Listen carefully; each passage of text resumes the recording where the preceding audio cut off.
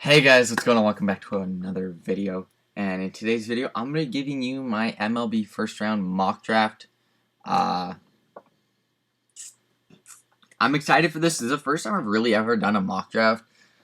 So I'm excited to see what I get right, what I get wrong, all that fun stuff. I've gone through the first round, all 29 picks, because Houston doesn't get a pick.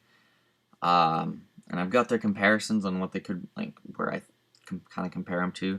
Plus, I also looked up some stuff because I kind of had to. I don't really know what I'm doing with the mock drafts. So this is going to be fun. The draft is, like, in a couple hours at the time of this video going up. The draft is still, like, 4 days away at the time of recording this. So lots of stuff can still change. But here's my mock draft. But before we get into the video, guys, be sure to subscribe. We're on the road to 200 subs. It means a lot. And, yeah, we got a whole bunch of fun videos coming through this week of the All-Star break. And this is just the start of it, because this is the draft. The draft's so much fun. And now the All-Star break with it. Oh. So, yeah. Let's get into the video. So, my first overall pick, it's with Pittsburgh, obviously. I got Marcelo Mayer going first overall. Might be Meyer. Marcelo Meyer. Going first overall to Pittsburgh. He is a shortstop from Eastlake High School. He has a really good bat-to-ball skills. Can definitely develop some pop, but he's got a really good glove.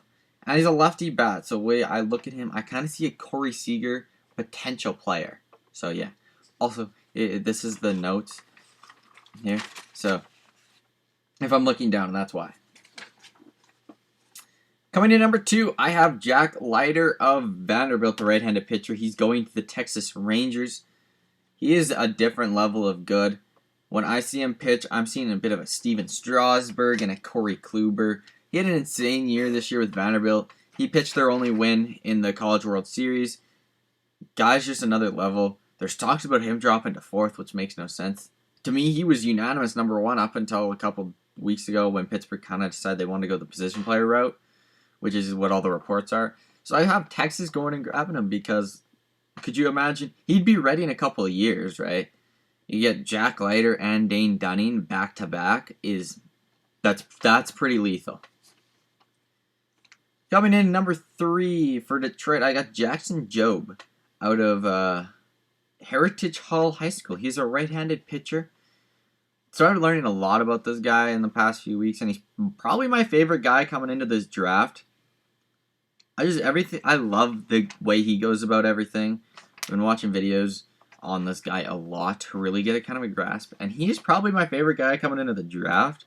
He has the potential to go first.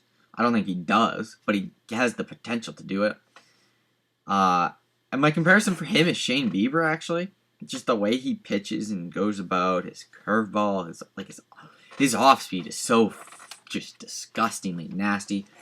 Jackson Jobe to Detroit, I think, is the number 3 pick. Number 4 is Boston, and I got Kumar Rocker, right-handed pitcher out of Vanderbilt. He kind of struggled near the end of the year, which is why he's dropped. I could see him drop all the way to actually Kansas City, but I think Boston's going to take him because, you know, after Kumar, there's no right-handed pitch. There's no pitchers until Ty Madden or Will Bednar. So, I think they would take the shot on Kumar. And he's going to bring so much light to you guys. He's got a Cole fastball. Every time I watch his fastball, it reminds me of a Garrett Cole. It's like a bullet. It's so good. And he's got some Stroman off-speed. Some of his off-speed pitches, like when I look, it reminds me of like 2016, 2017 Marcus Stroman, when he was like just flicking his slider, his changeup was everywhere. I see a lot of Garrett Cole and Marcus Stroman and Kumar Rocker. So, yeah. The 5th overall pick going to Baltimore, I got Khalil Watson. He is a shortstop out of Wake Forest High School. I see Francisco Lindor in this guy. He is a lefty bat with a solid glove, a plus arm, a really good contact, and he's definitely going to develop the pop as he gets older. He's only 18, so, you know, he's going to have a couple years in the minors to really figure out the pop, and once he does that, he'll be good. I see him as like that franchise shortstop, like Machado was at the franchise third base for them, Khalil Watson will be for Baltimore too. Coming in at number 6, I have actually the potential steal of the draft, funny enough. Henry Davis, a catcher out of Louisville. He is so good. There's stuff about him going third, second. I've seen so much stuff.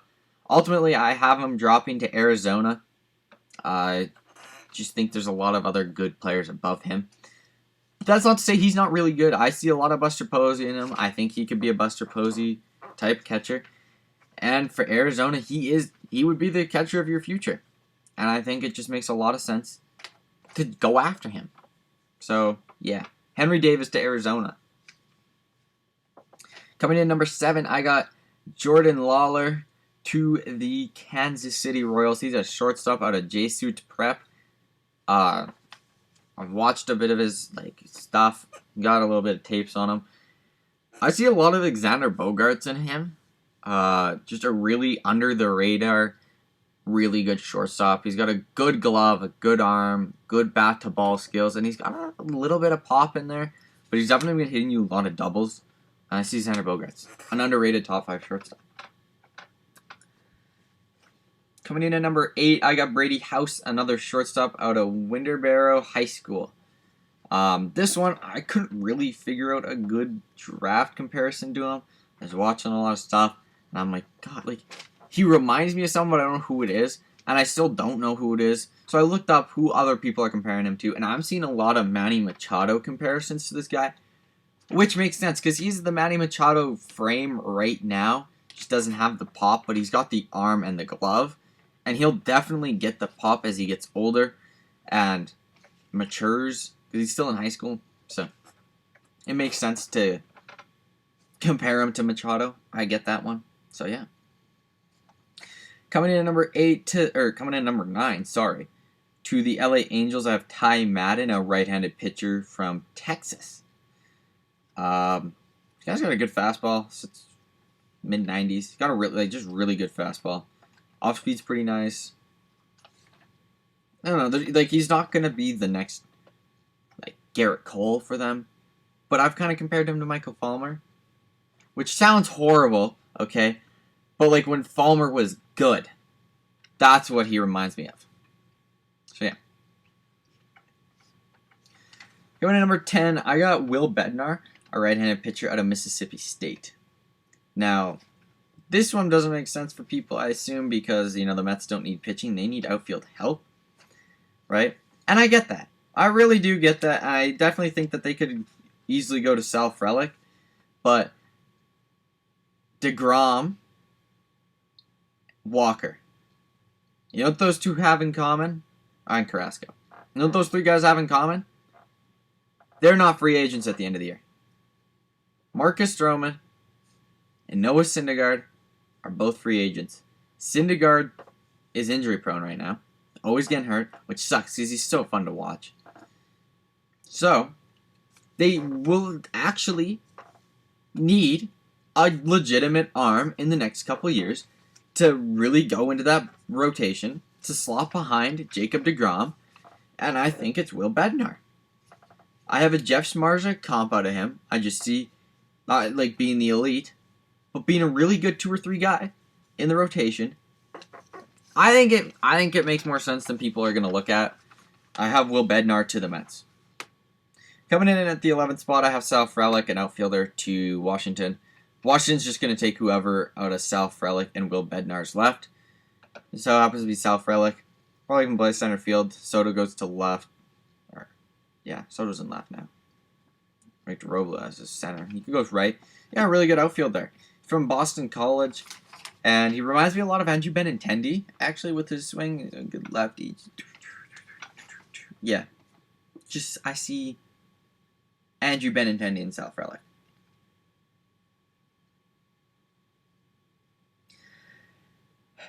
Number 12 is the Seattle Mariners, and they are going with Matt McLain, a shortstop from UCLA. Now, Matt McLain isn't going to be the next Francisco Lindor, Trevor Story, or Carlos Correa, but he will be a Dustin Pedroia-esque player, where he's going to go out there, going to be scrappy, going to get on base, going to do whatever it takes to win. And he's not going to be the 30 home run, 300 average guy. He's going to hit 275 probably, 20 home runs. But he's going to get on base, and he's going to give you just stellar defense. Matt McClain to Seattle. 13th pick, I have Andrew Painter going to Philadelphia. He's a right-handed pitcher from Calvary Christian Academy. And it's funny because my comparison to him is actually Zach Eflin, another Philadelphia Philly. And Phillies need pitching. So there is nothing you can say, oh, it doesn't make sense. They need pitching. So yes, it makes a lot of sense. They need to win some baseball games. They're horrible right now. Whatever. I'm over Philly. I don't like. They need pitching. Andrew Painter's the best pitcher available at their spot. Andrew Painter to Philadelphia.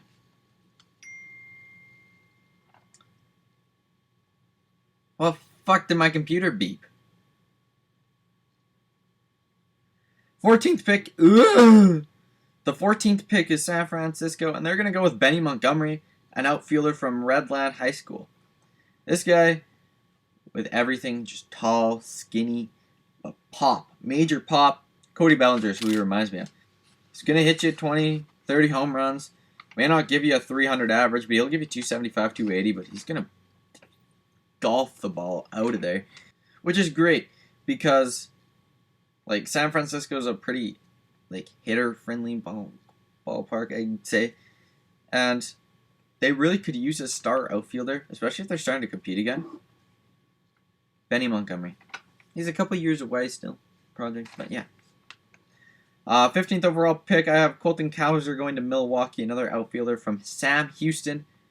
And funny enough, my comp compared with others and everything, he reminds me of Yelich just without the pop. He doesn't have the power that Yelich has, but he has the bat-to-ball skills. Skinny, lanky, lefty, good outfielder. Christian Yelich, honestly, 2.0. If he can get that power, he's literally a Yelich 2.0. So, yeah.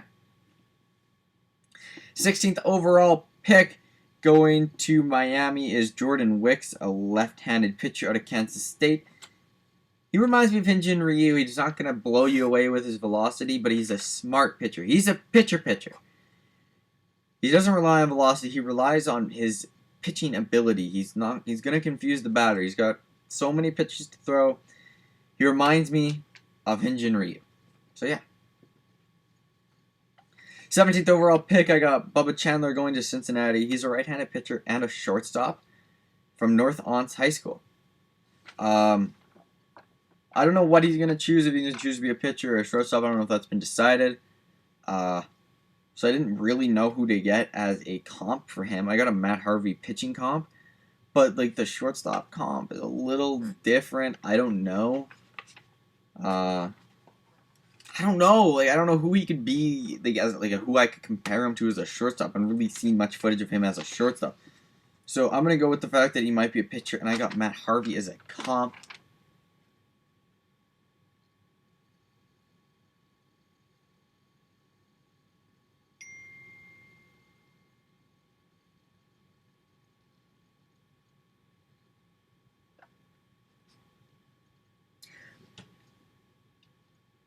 And you know what? I've got a Dansby Swanson comp for shortstop. I don't know why, but I see Dansby in him. And under the radar, not going to be your superstar, but not going to suck. He's going to be above average. And I like that. 18th pick, going to St. Louis, I got Sam Bachman, a right-handed pitcher out of Miami University from Ohio, because we need Miami and Ohio, apparently. Dude's got he's got a arm. Dude reminds me of Emmanuel Clase from Cleveland. He's got that solid fastball and then that devastating off-speed. Emmanuel Clase. 19th pick, Toronto. I got Anthony Solometto, a left-handed pitcher out of Bishop Yoste Prep. I don't know. There's a comp that I saw online and my own comp. The comp I saw online was Blake Snell type of pitcher, which wouldn't mind. But with his form and the pictures and the videos I've seen, I see Madison Bumgarner out of him. Kind of like that, you know, when he's going, he's like this. instead of like this. He's like this, and he kind of comes through like that. I'm not a lefty, so I can't throw lefty, right? So say this was the lefty. He's like this. Follow throughs like that, like what Madison Bumgarner does.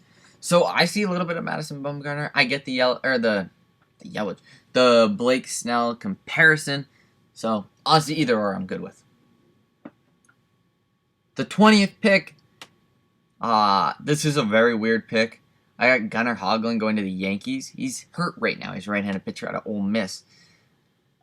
If he doesn't get drafted by the Yankees, he gets drafted by Tampa Bay. Those are the only two teams I could see taking him. Maybe the Dodgers. But I think the Yankees go in, draft him, sign him, and let him rehab in their facilities. He's coming back from Tommy John surgery, so yeah. But my comparison to him is Lance Lynn. I see a Lance Lynn, a workhorse in this guy. I see a workhorse. So yeah. Gunnar Hoglund, Yankees, Lance Lynn type thing, yeah. 21st overall pick, I got the Cubs getting Colson Montgomery, a third baseman out of South Ridge High School. I see a little bit of everything in this guy. I've seen Corey Seager comps. I get that. I like that. He's got good, glove skills and everything. I see Trey Turner. I see a good bat-to-ball type of guy who, if he gets pop, is just... And he's just a solid defender. I see a little bit of both in there. So, Trey Turner, Corey Seager, Colson Montgomery.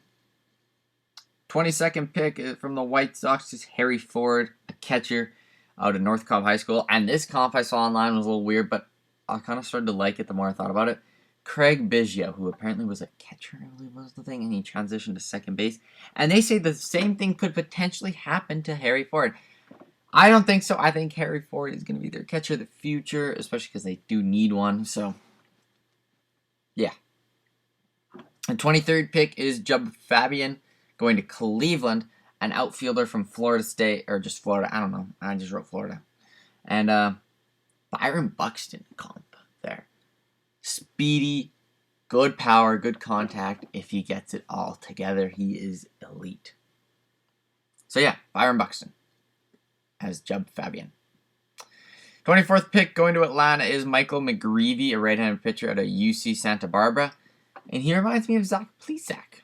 Just a good fastball with some decent off-speed. Not going to be your ace. Not going to throw you under the bus. He's a good two or three guy, which is very good to grab from a 24th overall pick. The 25th overall pick, the famous Mike Trout pick. Going to Oakland is Wes Kath, a third baseman from Desert Mountain High School. And he reminds me of Kevin Biggio, which makes sense why he would go to Oakland. He plays third base, shortstop. He's a lefty. He's got a really good eye and decent bat-to-ball skills. His swing, his follow-through, what he just goes about his business, reminds me a lot of Kevin Biggio. So, yeah. 26th overall pick is Minnesota, and they're getting Joe Mack, a catcher out of Williamsville East High School, with the comparison to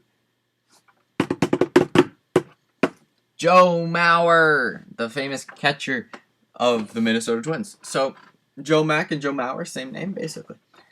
He's so good. He's going to be so good for them. Again, he's not going to be your elite Buster Posey, but he's going to go out scrappy. Maybe win you an MVP. He's a good hitting catcher. I like that. 27th pick goes to San Diego, and I got Gavin Williams, a right-handed pitcher from East Carolina. And I got another Lance Lynn comp here. He's just another workhorse who's going to go about his business, put his head down, and try and be the best pitcher he can of that day and beat you on the field. And he can do it. So, yeah. 28th overall pick, Tampa Bay. I got Kai Bush, a left-handed pitcher out of St. Mary's. He reminds me of CC Sabathia. Again, a workhorse. He's going to give you 7 innings. He's going to be the best he can. And he's got some good speed. He's not going to be, 98, 99. He's going to be like 93, 94. That's still very good. He's got some good pitches. He's a smart pitcher. Watching him pitch, he's a smart pitcher. It looks like he understands how to pitch, which is very good. The 29th pick, the final pick in the first round, before you go to the other stuff, which I'm not going to do. The Dodgers are selecting Matthew Nelson, a catcher out of Florida State, who I gave a comp to Carson Kelly. I don't know why they would choose a catcher. Maybe, he goes up to Tampa Bay and Kai Bush falls down. But you don't know. He seems like a good catcher. He seems like he'd be good. He could play first base maybe when Muncy's gone. So yeah, this guy's good. That's my first round mock draft. Tell me what you think about it down below in the comment section. And yeah, I might make a reaction video to this. I'm not 100% sure. If I do, it won't be up till like Thursday or Friday. So yeah, peace out and goodbye. Subscribe if you guys are new to the channel, and I'll catch you all in the next video.